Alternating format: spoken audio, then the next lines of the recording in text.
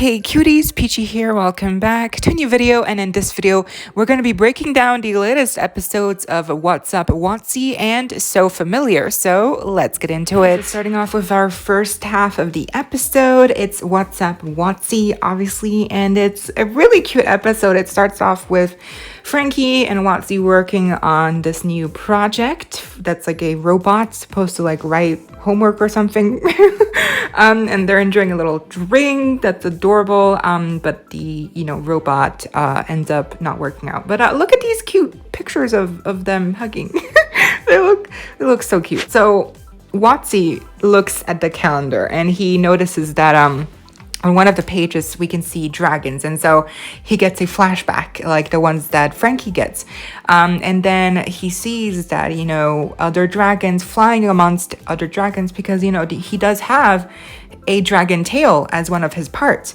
So the thing here is that the dragon part in him wants to go migrate with the other dragons for what I think Miss Bloodgood said. It's like 3 moon cycles, so it's like a couple months, 3 months I guess he would be gone. And so Frankie gets all upset because obviously Frankie needs Watzie. Watzie again is like their little assistant, helping them out with all the stuff. And so Frankie gets really upset, at the thought of, Watzie leaving for so long, and Watzie sees that, and then he ends up staying because he doesn't want Frankie to feel bad. And isn't that just so cute? That's like so heartwarming. The little, he's like, he wants to stay for Frankie, but it's like, we'll see as we move on, it's not the right decision for him. It really tears him down. So the next portion of the episode basically is just all about Frankie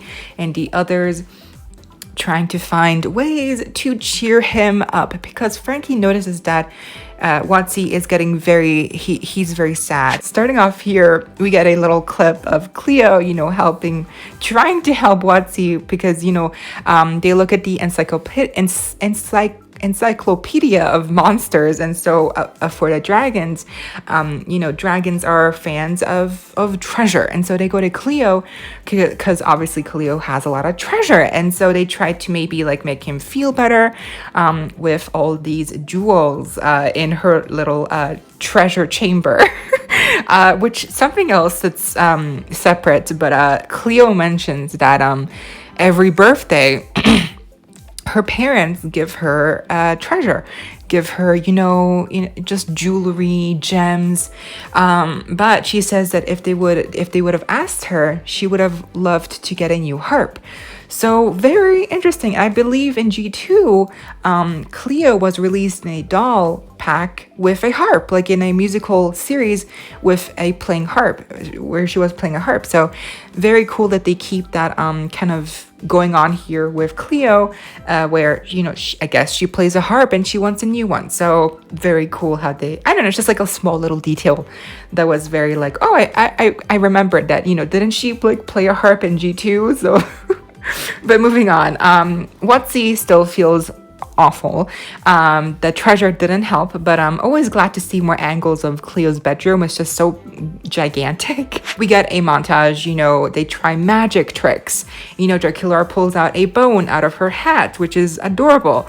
They try to bribe him or just, give him a lot of food, which also, this is kind of like a very sad array of food. Like it's just a couple sandwiches, a couple milkshakes, and a burger, and ice cream, salad, and like that's it. Like that's really all you can offer Watzie. Like of course he's gonna look sad. Like this is really bare. This is nothing.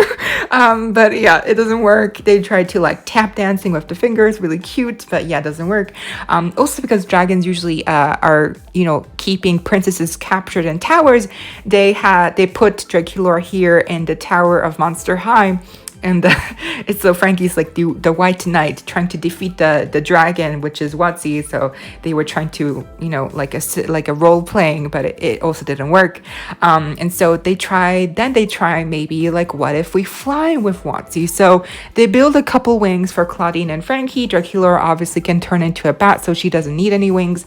And obviously, as you might have figured out, it doesn't end well. Frankie ends up falling onto the desk of Headmistress Bloodgood because obviously some cardboard lightning bolt shaped wings are not going to be enough to lift you up. So they end up falling. They go back to their bedroom, dormitory.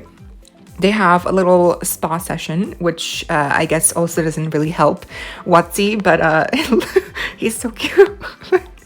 But the other ones are enjoying it. Like here we have Claudine with a pedicure or whatever.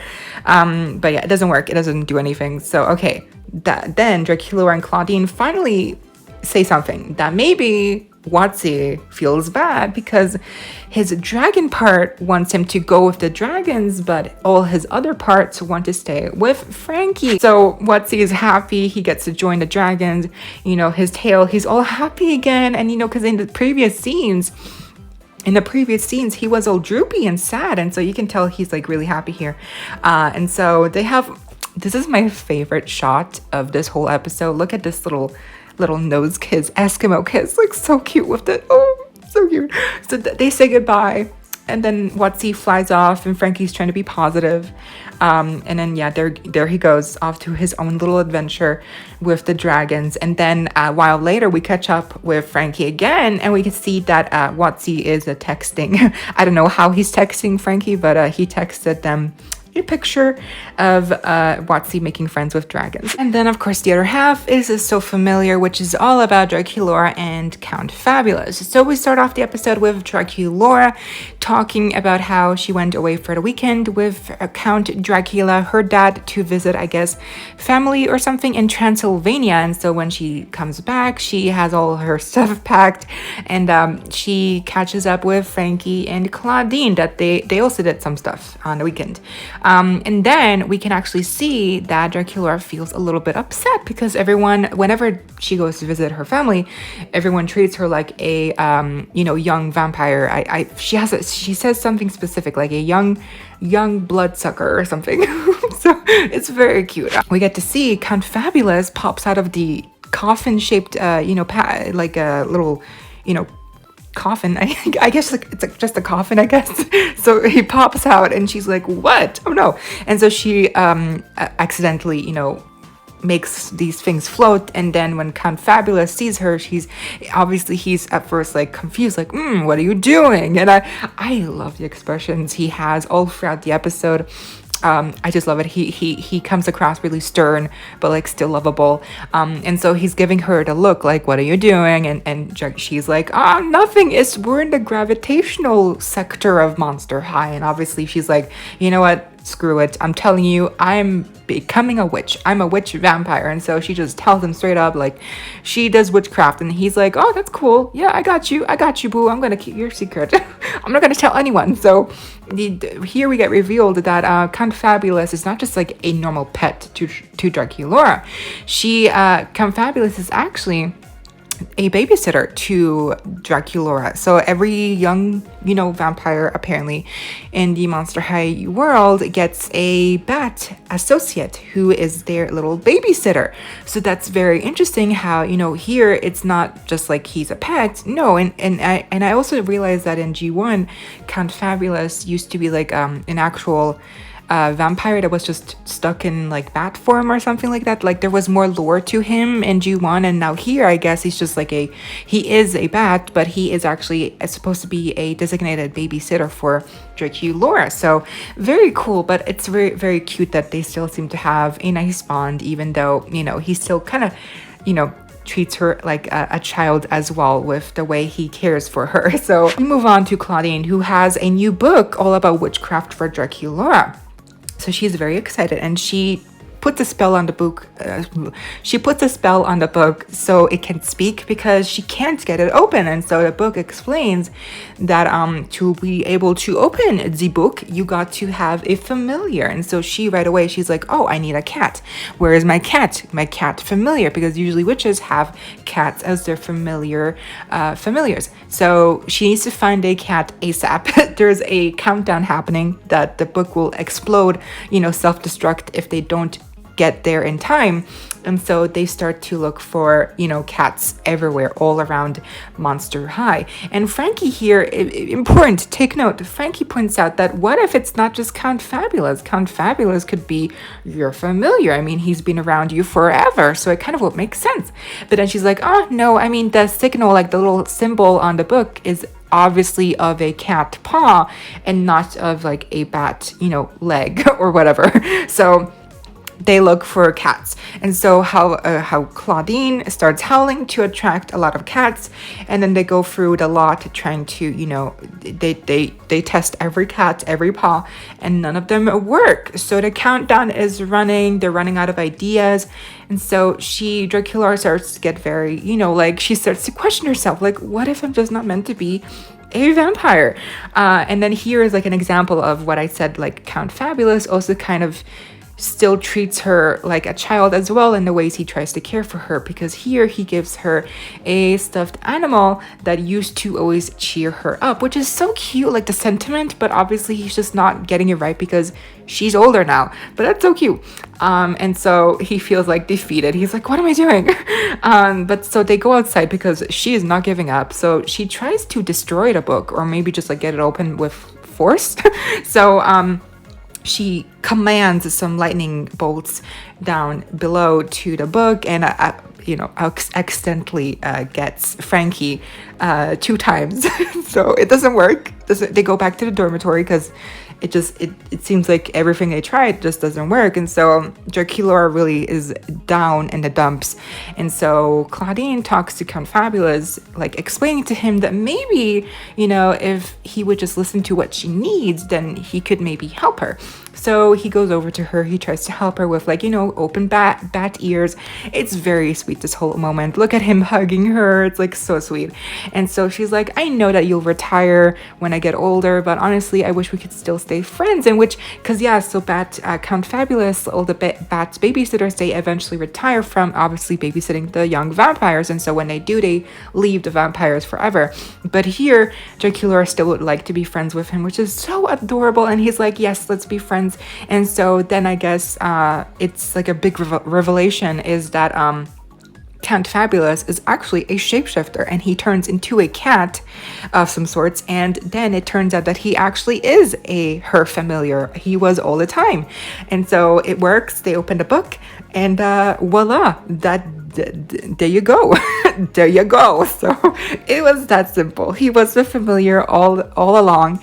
And she asks him, so wait, you're a shapeshifter? And he's like, yeah, I am, girl. Didn't you know? It's like, but that's really fun. It's a fun little twist. And also just look how cute he is. Look at him. He's like a mixture of a bat and a cat. And they also make a joke about that where it's like Dracula is half a vampire, half a witch. And now Count Fabulous is also half bat, half cat. So that's really cute. I guess he can just shapeshift whenever he wants. But so that's basically the end of the episode. They get the spell that they needed to get their homework done in time.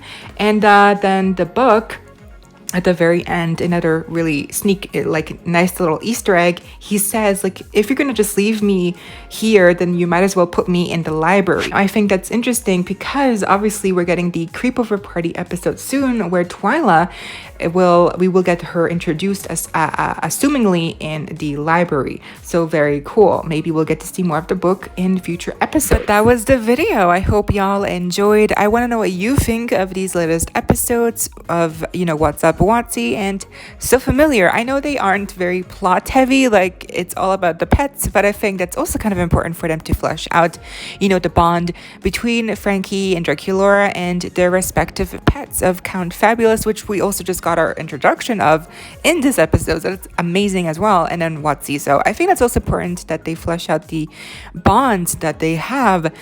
So it's, while again, these episodes weren't like, oh my God, new characters, oh, plot heavy. No, it's pretty chill, but still enjoyable. So let me know if you think what you thought of those episodes as well down below. But I hope y'all enjoyed. Leave a like, share, comment, subscribe, hit the notification bell if you haven't already so you don't miss out when I post more content like this coming your way daily and keeping you up to date with all the loyalty you love. Stay safe, be kind. I hope this next time. Stay peachy. Kisses.